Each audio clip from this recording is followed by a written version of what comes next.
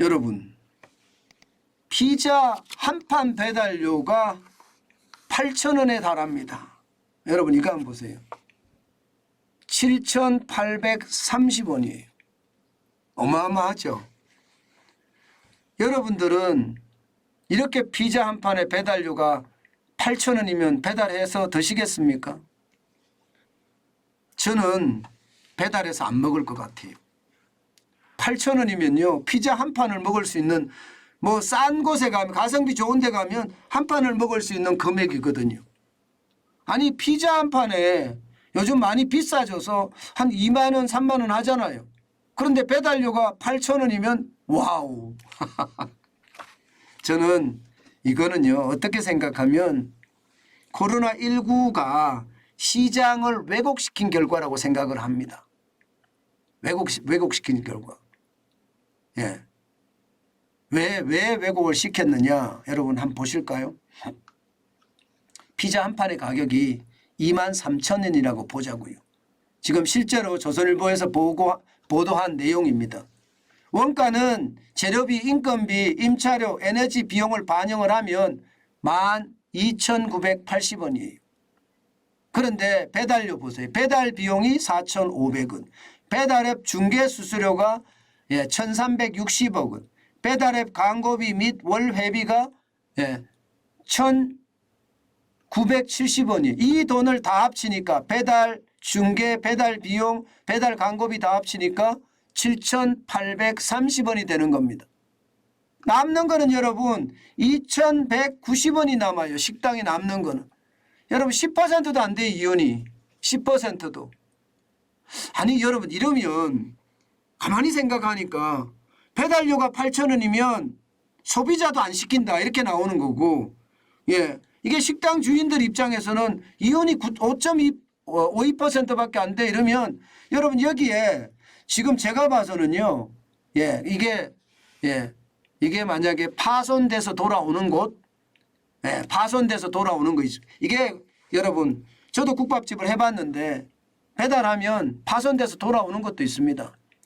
그런 것을 감안한다고 하면 여기다가 또 사람을 뽑을 때 비용까지 더, 요즘 사람들 못 뽑는다고 이야기하죠. 요즘 좀 좋아지기는 합니다. 그러나 쉽지 않잖아요. 그것까지 감안하면 적자예요.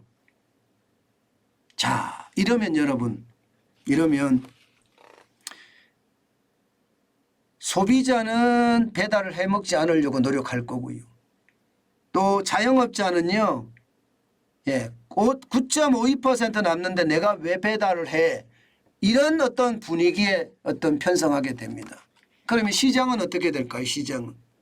시장은요, 이게 배달 시장이 쉽지 않아질 거라는 사실을 여기서 보여주고 있는 거예요. 배달과 관련된 뭐 배달 앱부터 시작해서 그 시장 전체가 계속 어려워질 수밖에 없다. 이 말을 지금 단적으로 저는 표현하는 거라고 봅니다. 일반적으로 말입니다. 배달 수수료 8,000원 비싸네 이렇게 하고 넘어가잖아요. 예, 가게 이윤이 9.52%밖에 안 돼 이렇게 생각하고 넘어가는데 이 배달료와 가게 이윤을 생각하면 소비자는 안 사 먹던가 그렇지 않으면 현장 가서 먹던가, 피자 가게 주인은 배달을 안 하든가 아니면 장사를 접든가 둘 중에 하나가 될 거잖아요. 모두가 부정적인 요소가 됩니다. 그러면 여러분 결국 말입니다. 지금까지 배달 산업이라는 게 코로나19 때문에 엄청 떴잖아요. 월 소득이 381만 원이 평균입니다. 월 지출은 95만 원밖에 안 되고요. 근무 일수도 25.3일밖에 안 됩니다. 일평균 배달 건수가 37.4건입니다. 37건을 배달하면 381만 원을 번다는 거 많이 버는 거죠.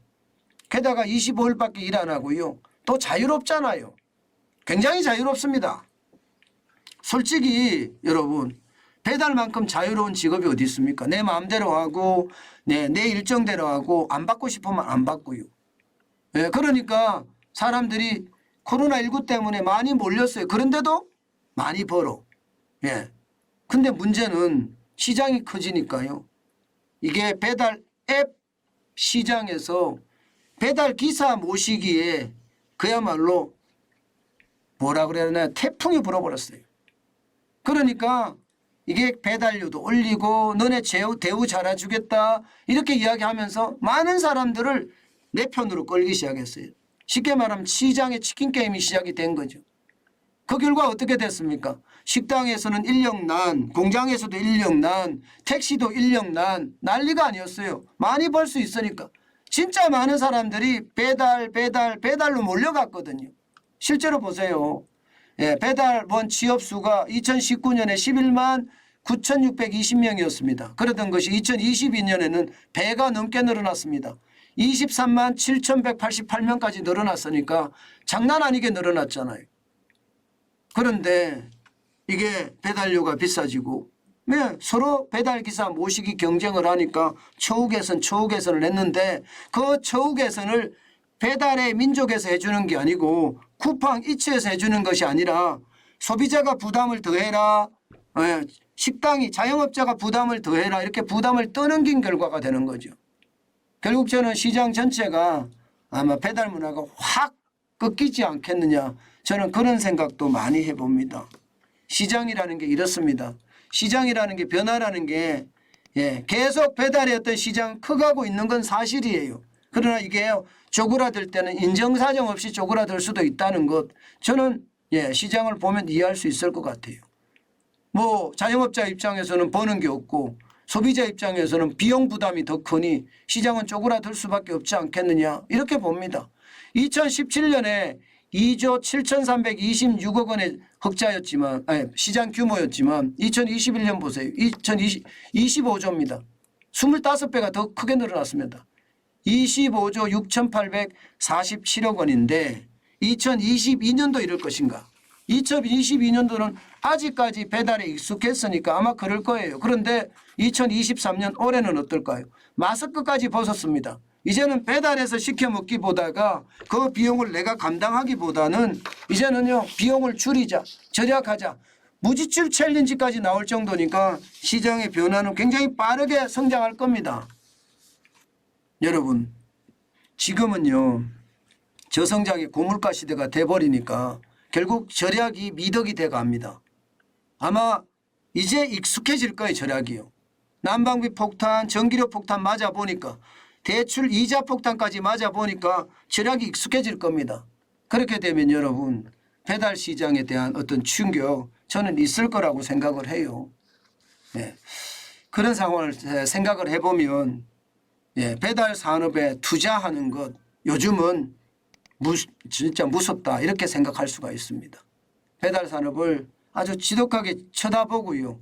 만약에 관련된 회사에 투자가 많이 돼 있다면 아마 이미 많이 줄였을 겁니다. 제가 이미 이 배달 시장에 대한 이야기는 몇 번 했거든요.